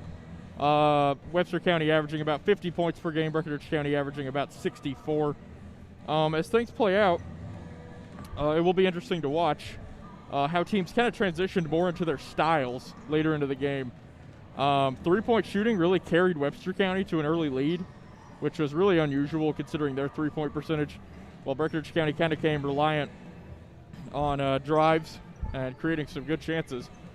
But as things moved on, Breckenridge County knocked down some threes. Webster County really started to move inside, playing through their strengths in Price and Clark. And Breckenridge County has moved more into the transition game as well. So those are sort of the variables that will be constantly moving throughout the rest of this game. Yeah, and some of the leading scorers so far, or just particular assets that we've seen come into play for Webster County, Reagan Price, I'm not sure of her age, but she has done a great job in the paint of scoring, and we thought Lily Critchlow did a phenomenal job locking her down, especially in some of the bigger plays of the game. And their scorer was Adeline McDyer, I believe. The lone senior, she averages 5 a game. So far she has 8. She had 8, I think, in the first quarter. Knocked down 2 threes after going 3 for 30 so far this season, 10%. But hey, you knock them down, it's important. So I think very exciting time so far in the game. And again, we talked about the Lady Tigers. Again, this was in the pregame show. We talked about the Lady Tigers have the 3rd highest three-point shooting percentage in the entirety of the state, which is pretty impressive even considering a 1 for 12 shooting performance against Owensboro Catholic. So we are about to kick off this second half of basketball. A little bit curious to see what lineup we have going here into the second half. We've seen a lot of variance of it. It looks like the starters are going to be coming back in. Yeah, really no surprise. I think this team, we didn't start off fantastic. I think this team did not play through its strengths early on. But expect Price to really try and establish herself down low. Lily going to try and continue that first half that she had, which was fantastic. And we're going to see how these defensive trends continue to play out as Cassidy feeds to Lily in the middle. She can't quite finish. Bats the rebound away, but rebounded by Webster County. Aaliyah comes in for a nice steal there, knocking the ball away from Webster County. Kicks out to Isabel. She goes for 3. Can't quite knock it down. And ball falls. Aaliyah gets a nice rebound there and kicks it over to Cassidy. She drives. Nice finish by McDaniel, the senior. That was a fantastic example of Breckinridge County playing to their strengths. In transition, kicking out, finding open shots, and it really transitioned into a fantastic easy bucket. So Isabel Grimes jumps that passing lane. Lady Tigers back in this press once again that we saw in the first half defensively. I think they've done a great job. It's been a bit of a masterclass for them. Giving up a few open shots, maybe just a couple lapses, but I think overall they've done a great job of rebounding and really shutting down Webster County inside. So they find Price inside. He got to Clark for a three. And no good, but easy offensive rebound there. And they now kick it around once more to set up against this Lady Tigers zone. Price goes up. Nice finish there over Lily Critchlow. Fantastic work on that initial possession from the Lady Tigers, though. Clark only a 30% shooter from beyond the arc. If you could force Price to make that kick-out pass to a shooter, that is exactly what can win the Lady Tigers this basketball game. And I think they've done a really good job defensively as a trend this entire game. And offensively, I think they've been able to convert off of those defensive plays as Isabel Grimes goes for another three. No good there. Lily Critchlow goes for a rebound. Can't quite get that one either. But the press is right here. Sydney Tucker, Isabel Grimes about to jump the ball here. They can't quite get anything out of it. But Webster County now forced to swing around a bit here. They haven't really had any open shots yet. About a minute and a half here into the second half of basketball. Lady Tigers still have a 7-point lead. You could tell early on that Webster County's strength really is Price in transition. She can pass anywhere, fantastic inside, can shoot the ball, one of the best three-point shooter and free throw shooters on the team. So being able to hold this team and basically force her locked inside or out in the perimeter with somebody on her, that could really take Webster County's arguably biggest player out of this game. Yeah, and that's one of the comparisons that I think we can make pretty easily between Webster County and Breckinridge County. Is it almost seems like Webster County's versatility relies on one player being versatile, but the Lady Tigers can score in so many different ways by so many different players. Like we've seen threes knocked down by I think 3 or 4 different players so far in this game, and we've seen numerous driving baskets and numerous backdoor cuts as Aaliyah Mucker knocks down a nice deep 2 there. Fantastic chance there created on that dribble drive. Great opening for Aaliyah, knocks the shot down. As Isabel Grimes gets the steal there and finds Sydney Tucker. Nice transition play there. If you're Webster County, this is exactly what you did not want to see coming out of the gate. Fantastic transition defense, turning to transition buckets for the Lady Tigers. Webster County trying to get transition. Lily basically just getting to stand in place with these offensive baskets. Yeah, honestly, that is kind of the way it's been playing so far. And after that basket, Sydney Tucker now has 10 on the game. So Lady Trojans maybe need to figure something out here to answer for what the Lady Tigers have been doing. Now an 11-point game. We've seen some fantastic high pressure defensively from the Lady Tiger guards. Isabel, Sydney coming up high, and Cassidy so far starting off the second half as we see a timeout here from Webster County. As McDyer finishes that one once again, I think she now has 10 on the game, well above her season average. And I think and hope that this is kind of the point in the game where the Lady Tigers are really going to start to maybe pull away with it. We've seen, I can pull up the numbers once again, but they remain pretty consistent that the Lady Tigers start to shoot better, overall play better basketball as the game progresses. It will be important to monitor the adaptability of this Webster County team because it will really be pressed here. In the second quarter, things kind of slipped away from them early. They were able to recover, keep the game close. So far, things slipping away from them in the first 3 minutes of the second half. They will really need to find a way to recover. Yeah, and I think that's a good analysis of, overall how the game of basketball is played and how it compares to, the various regions. I'm not exactly sure of the play style of a lot of the teams in the second region or a lot of the people that Webster County's played. But the Lady Tigers play very, I think, unique style. They play very athletically. They don't have a lot of, large players, a lot of large interior presence, but they can score from almost anywhere. And I think it's really hard to defend that and adapt defensively. I think Webster County's done a very fair job of finishing,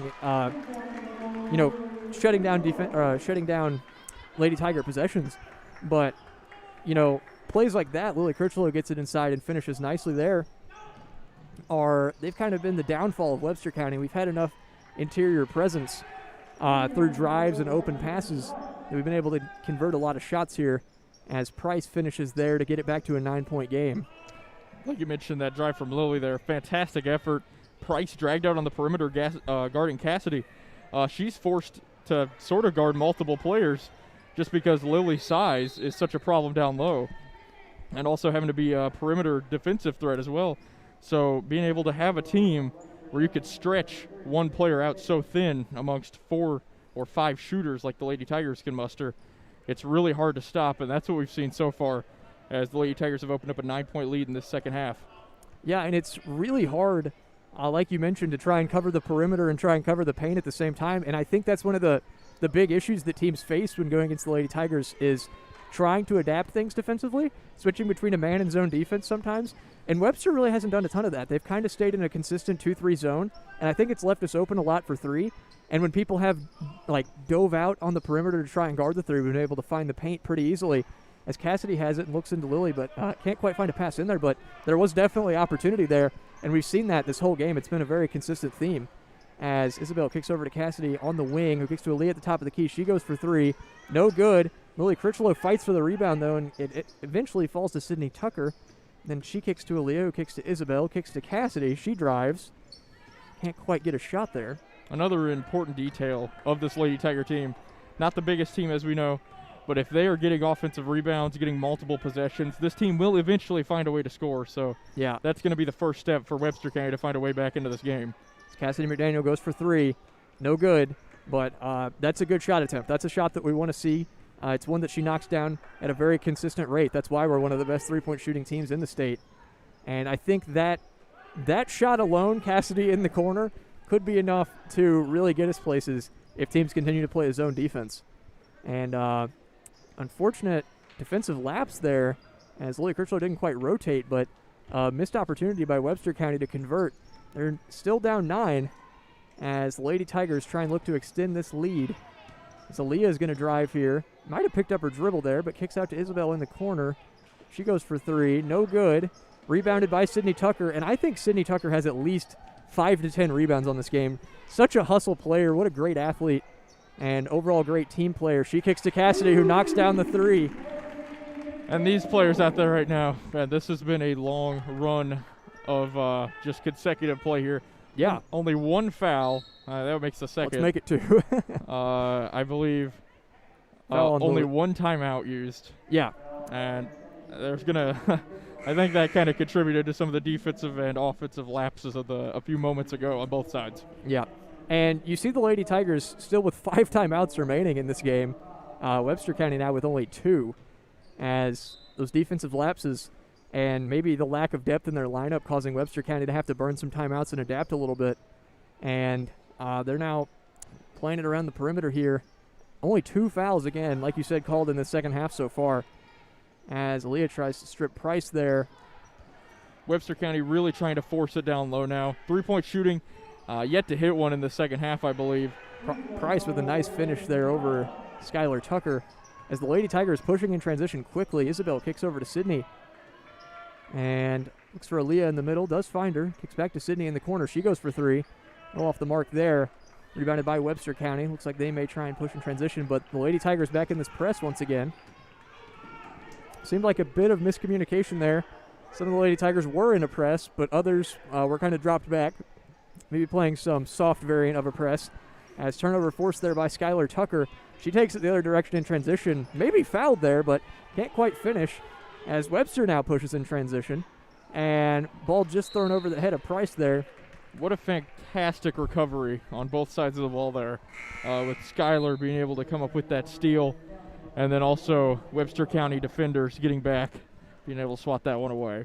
Yeah, I thought that was pretty nice there. And then, again, we saw Isabel there had jumped into that passing lane. And the ball, I can't foresee any way that ball could have fallen to Price given where Isabel was positioned.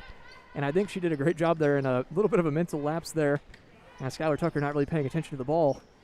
And she has it now. Kicks to Aaliyah in the middle. She goes up for 2. Nice finish there by the senior. She now has 6 on the game. So the Lady Tigers still extending this lead a bit. They are now up 12. 30 seconds to go here in this third quarter of basketball. It's been a very solid performance so far. Price has it on the middle, guarded by Huffines and Tucker. Ball knocked out there. It's going to be a baseline inbound for the Lady Trojans. An opportunity to get it back within 9. It's been an unfortunate run recently for the Lady Trojans. This team has really fallen to be, or being kind of exposed rather, as more one-dimensional. Price really having to do a lot down low defensively as well as offensively, and it's really taken a toll so far on her. Yeah, you can tell the team's starting to wear down a bit here, and we're going to see how that plays into the fourth quarter as this lead looking to be maybe to become insurmountable here for the Lady Trojans as Cassidy drives there. Last shot of the half, unfortunately, but pretty solid lead here. Very solid third quarter performance, I thought, from the Lady Tigers. They now have a 12-point lead, 45-33, over the visiting Lady Trojans of Webster County. And if you're just now tuning in, first three quarters were a very solid performance. Thank you for joining us here. So we've seen a similar display to the general tactics that we typically see from the Lady Tigers. We have seen a bit of a 1-3-1 press, particularly in the first half, and that played into a lot of forced turnovers that Webster County unfortunately had. And I guess fortunately, if you're looking at it from the perspective of the Lady Tigers, and they've been able to drive in a lot and kick out for open threes and finish a lot on the interior. We've seen a lot of backdoor cuts that were orchestrated by some sort of drive, and I think that's one of the many strengths that we have is our ball handling allows us to find shots in areas where we may not otherwise find them, particularly amongst a 2-3 zone. You generally don't get a whole lot of presence on the direct interior. Generally, it's more of a baseline approach, but we've been able to find plenty of open threes and plenty of shots in the middle of the paint, which is generally a big strength of zone defenses that they don't allow for shots on the interior. Yeah, overall, it felt like in that third quarter, we saw more of a continuation of the end of that second quarter, where the Lady Tigers were able to play more of their style and really open things up, find open shots, be able to drive, create chances, and also getting some offensive rebounds, which of course did not help Webster County. And for Webster County, we've seen them be kind of stretched thin here. Everything really being forced to run through Price and just not being able to guard all the weapons of Breckinridge County. So the Lady Trojans may be wearing a bit down here coming into the closing minutes of the second half. The Lady Tigers still looking at plenty of energy. Sydney Tucker is going to kick into Skylar, and another jump ball there. Maybe not a great place to dribble with two defenders on you, but that's all right. It looks like the Lady Tigers are going to jump into a press here. And looks like the 2-2-1 we're used to seeing is coming back into effect as Sydney Tucker guarding the ball here. No, maybe the 1-3-1. It's a little bit hard to tell because of where Isabel keeps shifting to, depending on where the offensive players are. As Webster County now swinging it around here, and yes, the Lady Tigers are back into a 2-3 zone. As Clark maybe thought about a 3 there. Shot is taken by Webster, knocked down. So game now back within 9. That's a huge 3 for Webster County. Really gives them a chance here. Didn't knock any down in the third quarter, but Cassidy right there responds quickly. Cassidy with a big answer. She now has 17 points on the game. I believe she has hit 5 threes and a 2. So a deadly shooter for sure. We've seen all sorts of action from her on the perimeter this season, and she continues to be a very important player for the Lady Tigers. Extending the lead right back to 12 there. And the Fighting Tigers are going to call their first timeout here. Yeah. So Cassidy has been fantastic in this game. Overall in the state, 27th in terms of made per game with 2.7 threes knocked down in each competition on average. And that number in comparison to the scoring spread of the Lady Tigers is frankly an amazing number. I think that's a great sign that we can have that number of threes per game and still have the amount of scoring that we do from, other shooters and people driving in a lot, as we see Caroline Lucas has now checked into the ball game for Isabel Grimes. But I think the scoring versatility has been our biggest strength so far, and obviously defense as well, but I just don't think Webster County's had a lot of answers defensively for where we've been able to score from. And it has been fantastic to see as well, because the scoring versatility does not just break down with the team overall with individuals having particular skill sets, but Aaliyah also has that same 2.7 three-pointer mark per game, but she has only knocked down 1 today and hasn't really looked like she would pose much of a perimeter threat at all. But, of course, that is not the case overall. Yeah, and we've seen, on the season, the two go back and forth a lot. McDaniel and Mucker both consistent three-point shooters, and they've done a great job so far this season of really contributing to the offense. I think there was a few game stretch. We checked their averages. It was around the time of the Apollo game. They were averaging close to 30 points a game combined, I think, over a few games. It was absolutely insane how the two perform on the court. And, if one isn't doing well, the other just jumps right in there to help. And I think that's one of the great strengths of the Lady Tigers is, first of all, they're a very seasoned lineup. I can't remember the exact total of varsity years that you said between the starting lineup. Very impressive, though. Did you say 16 or 15? 15 years. So, yeah, that's a lot of experience for a team playing on a varsity squad here. And Lady Tigers looking to extend the lead once more. Still up 12 as Sydney Tucker has it in the corner. Kicks to Isabel Grimes at the top. She goes for three. Knocks it down. That is a genuinely unguardable situation for Webster County there. Whenever you have a cross pass like that from the corner, things are going to be really tough. Trying to close down Isabel. If you rush out on her too quick, she'll beat you. If you don't come out on her, she'll knock down the three. And there, it almost seemed like they came out on her, and she still knocked down the three. But yeah, that just, again, is a display of the different scoring threats we have as Isabel Grimes commits a foul there.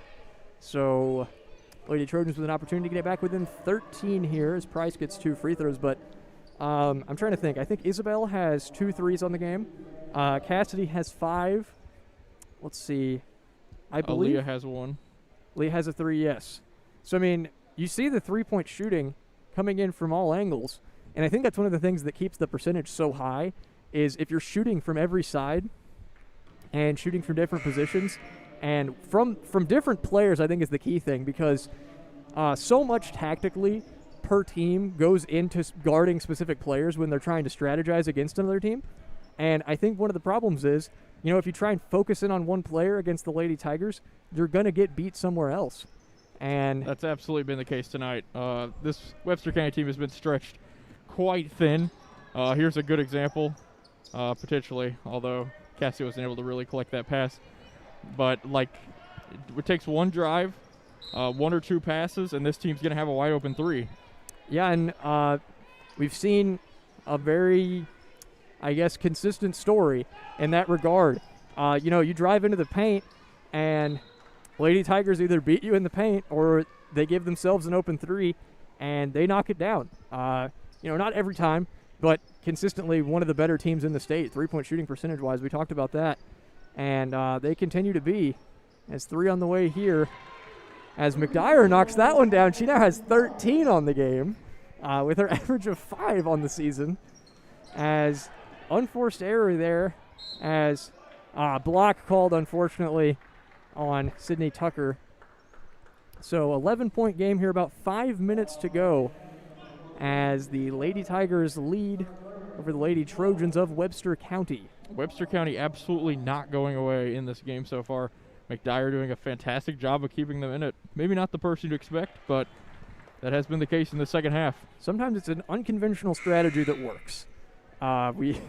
We certainly weren't expecting it going into this game. I think Price and McDyer have been the 2 big contributing factors to the success of the Lady Trojans in this game, which Price we did expect, but McDyer has put on a very good performance so far as second free throw missed there, so now a 10-point game. Lily Critchlow corrals the board, kicks it over to Isabel Grimes, and Webster moving quickly defensively, trying to get some sort of turnover forced. Isabel has it, drives in, pretty much wide open layup, can't quite finish, but strips away the rebound there, kicks to Cassidy, she goes for 3. A little bit off the mark there, rebounded by Sydney Tucker. So foul on the floor there. That's actually Webster County's first foul of the second half. No fouls so far in one foul so far in the 12 minutes that we have played here in the second half. So Aaliyah Mucker now comes back into the game for Schuyler. Lady Tigers with an inbound into their basket. We have seen it very efficient and a nice throw in there. Perfectly executed. Aaliyah finishes that one. That's a fantastic effort there from the Lady Tigers. And it's just a story that we've seen a lot. As Aaliyah now, I believe, has 8 on the game. So 3 knocked down there by Webster County. Still a 9-point game. Sydney has it. She picks up her dribble in a bad spot once again. she step on the baseline there?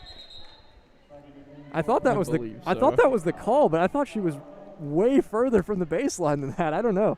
I guess maybe my depth perception's just off, but who's to say, really? Interesting note about that three Webster County just knocked down. That one was from Madison Hinton. If you combine Hinton's and McDyer's three-pointers that they've made today, they would have 4. Up until this game in this season, they had 4 total. Oh, my goodness. 4 for 32 shooting. So 3 knocked down by Clark there, gets it back to 6 points. And scary pass there from Lily Critchlow. It's deflected. As Webster County in this press now, they're getting aggressive, getting some energy going. Well, he's going to inbound to Skylar.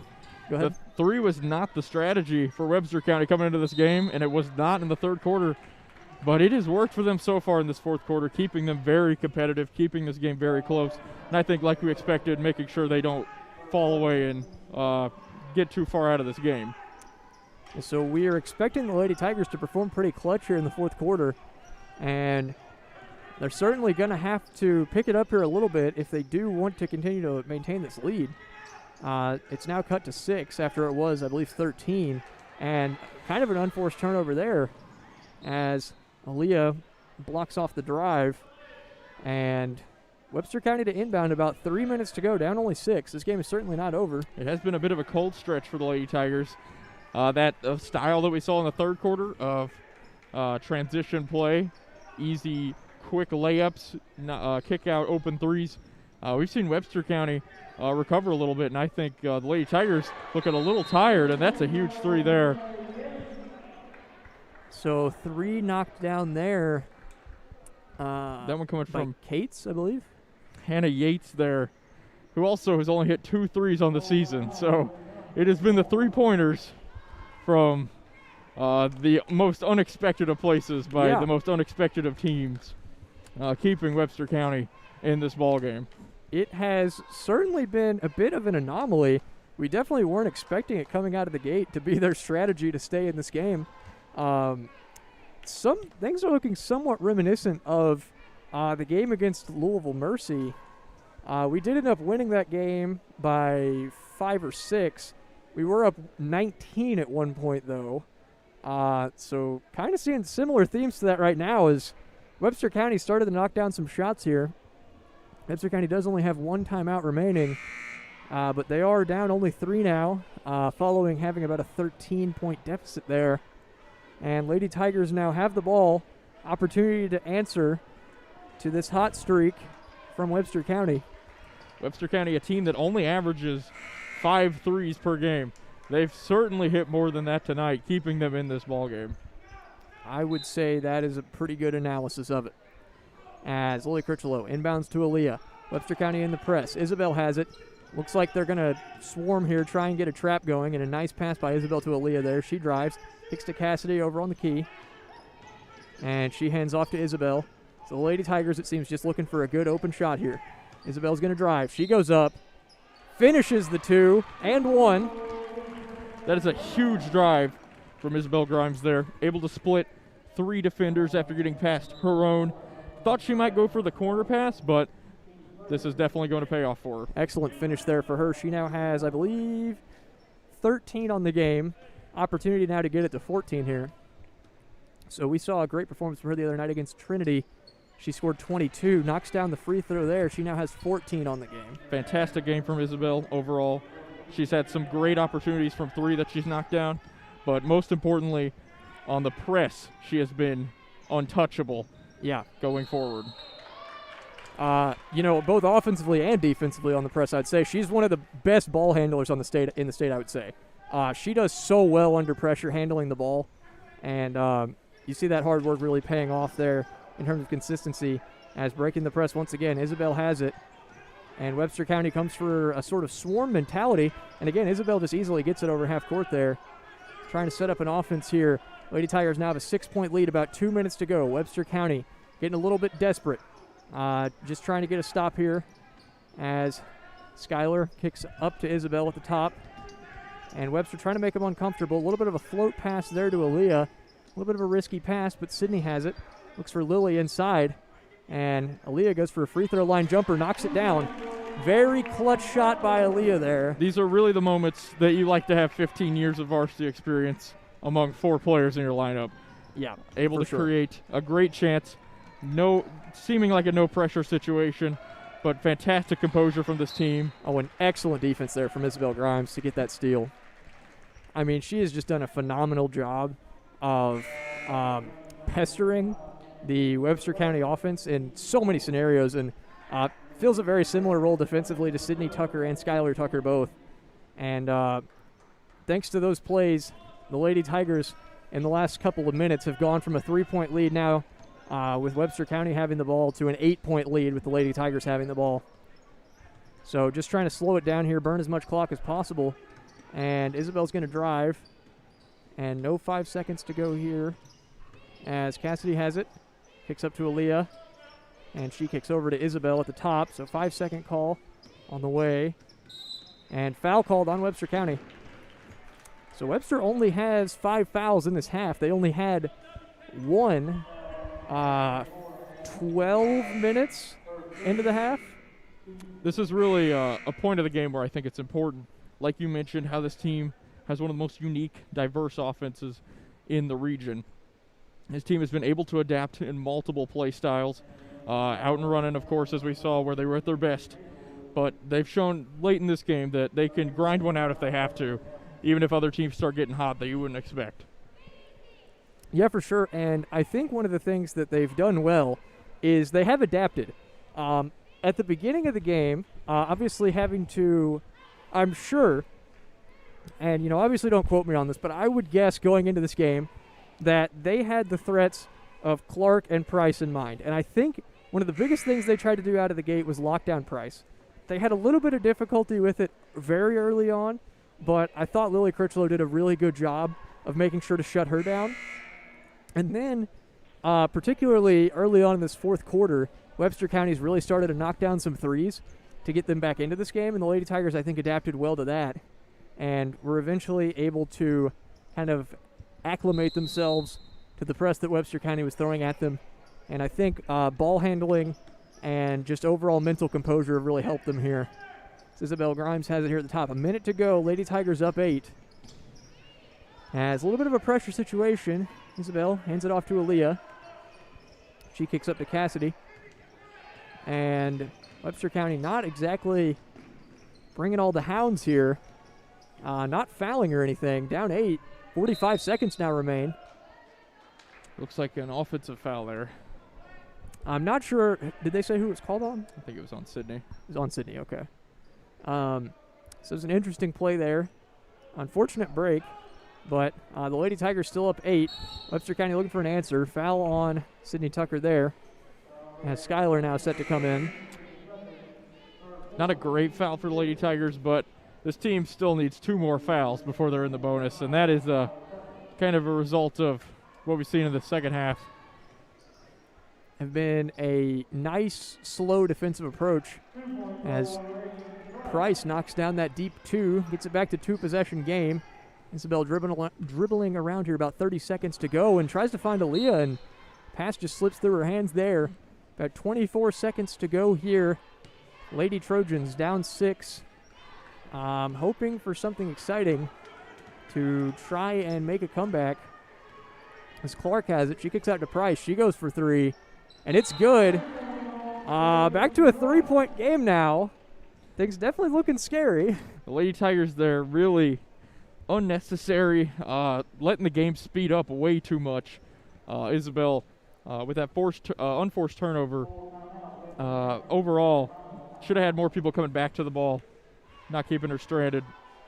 Maybe run it out if there's a layup, but in that situation, probably not the best move, and it cost them overall. I was going to say, I think situationally there, it may have just been better to get the ball over half court and then maybe look for Aaliyah, because obviously Isabel had a couple people guarding her. But the pass was just, a little bit too hard. It just didn't quite get to its intended target. So a few unforced errors now as Webster County starting to knock down some shots after the 3 from Price there. I don't know of her exact numbers. I'd say she has probably close to 15 or 20 on the game. as a pretty solid performance from her. She's had a very solid performance. Been taken out of it a lot more than I think she would definitely like to be overall in this game. But the rest of this team, the rest of this core of Webster County has really kept them in it, and that's why they are a really solid basketball team. So, 16.6 seconds remain in this game. The Lady Tigers are up 3. Lily Critchlow to inbound. She can run the baseline here, as Webster County obviously in a full court press, looking to force a turnover. Inbounds to Aaliyah, and foul called on Webster County. So now 14 seconds to go. As 6 fouls on Webster, so 1 more foul on Webster County will put us in the bonus. So trying to get the ball into somebody who is a consistent free throw shooter here. I think Cassidy McDaniel definitely in mind, or Aaliyah, either one. Maybe Isabel, as ball thrown in there, and Cassidy gets it in a great spot. Foul called there. 11 seconds to go. Opportunity for Cassidy McDaniel to kind of put this game away. That was a very scary pass on the inbound, but it does pay off there. Great job by Cassidy, not going straight to the bucket, able to dribble that out and force a few seconds off this clock. So Webster County didn't really have anybody in the backcourt there. As, Cassidy knocks down that first one. That is a very clutch free throw. Let's see. I believe she has 18 on the game now after that free throw. Cassidy, of course, over a 90% free throw shooter. Have to expect the best. Yeah, unimaginably consistent from the free throw line, as she knocks down the second as well. So she now has 19 on the game off of 5 threes, 2 free throws, and a 2-point basket. So now we can kind of pause. We can let our breath out here. About 5-point game here. About 11 and a half seconds remain as the Lady Trojans kind of praying for a miracle here to win this game.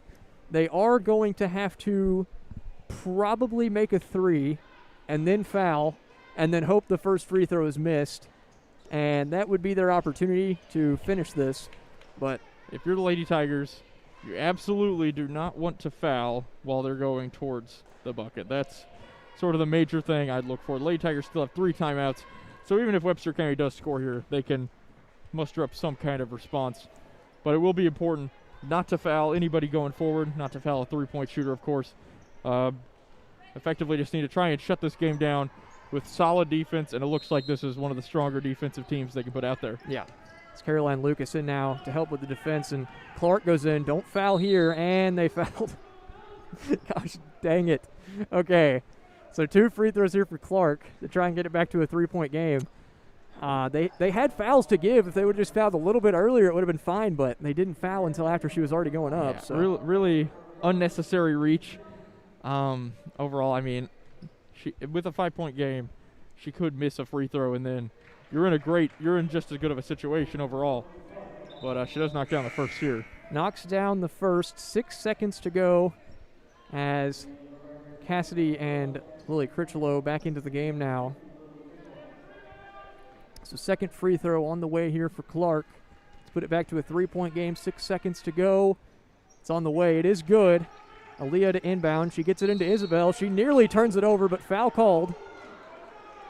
Very fortunate for the Lady Tigers there. That got scary. Not sure who that one went off of last, but could have been very risky moments. Yeah, that pass was thrown in a little too quickly. Aaliyah was a little bit too quick to try and inbound it. Maybe should have waited a little bit to set up a press break, but Isabel now with 2 bonus here. She knocks down the first one. I think that pretty much guarantees the game is over. I can't see any opportunity really for them to come back after that, but she does have to knock down the first free throw since it is the bonus. So 1-1 here for Isabel Grimes. Free throw's on the way. She knocks it down. That's a really clutch free throw. And she now has, I believe, 15 on the game following that made free throw. So now a 4-point game. 5 seconds to go here. Isabel Grimes, the junior. Second free throw on the way. It is knocked down. Huge free throws there from Isabel. As Webster County now nothing to do but shoot the final shot. No good there by Price. So the Lady Tigers come out on top of the Lady Trojans of Webster County, 62-57. Despite having a pretty large lead, I thought they played a very consistent ball game. They struggled a bit near the end, but overall a good performance against a tough second region opponent, and hopefully a good sign of things to come. Now, I guess we should probably go through post-game analysis before I bring up the next game, but do you have anything to add following that game? The Lady Tigers, I think at the beginning and at the end, they played pretty similarly, which was not necessarily how they wanted this game to play out. Things were not in transition. Things were slowed down, and I thought that Webster County did a fantastic job of forcing the game to be played their style. And also, the way Webster County was able to attack the game, maybe not how you'd expect them to attack the game, but the way they carried it out was effective.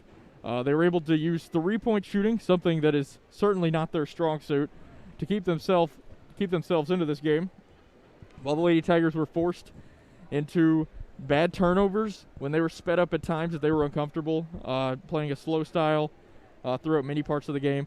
The second and third quarters, the Lady Tigers played fantastic.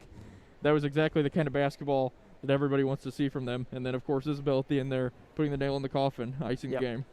And I think behaviorally, at least in terms of their basketball play style, I think it really showed how malleable the Lady Tigers are. They adapted very well, I think. I mean, obviously they struggled a little bit out of the gate. Got off to a quick deficit of, I think the worst the lead got for them was maybe 6 points in favor of Webster County. But it was definitely a solid performance by the Lady Tigers, and particularly, I think Sydney Tucker had a large influence in that first half. She did a great job defensively and offensively. As far as scoring is concerned, and these numbers could be totally wrong, I feel like they're relatively close to the truth of the game. Isabel Grimes had 16, I believe. Lily Critchlow had 2. Aaliyah had, I want to say, 11. I'm not sure of my tally marks. My pen was rather faulty. But Cassidy, I believe, had 19. Sydney Tucker had 10. Skylar Tucker had 4. And Kaylee Huffines had 1 on the game. So the Lady Tigers, very convincing performance. Now, where is that momentum going to take them in their game against district rival Meade County on February the 16th? Unfortunately, it is very unlikely that we will be able to commentate that game or be there live. I really wish we could. I don't think it's going to happen. There may be a way you can watch it live through Meade County if they have some sort of streaming service. We will try and keep you guys informed on that via Twitter and Facebook. So make sure to keep up with all the Breck County athletics and Breck Live. But yes, Lady Tigers certainly looking for revenge at Meade County on the 16th. They are our only loss on the season. So following this game, the Lady Tigers now going to be 13-1 with a convincing win over a second region opponent. I am Lincoln Smith here with John Smith. Thank you for joining us. Thank you everyone for viewing. Remember that if you just joined near the end, you can always go and rewatch either the pregame show or the game. Totally up to you. We will catch you guys next time. Everybody have a great day.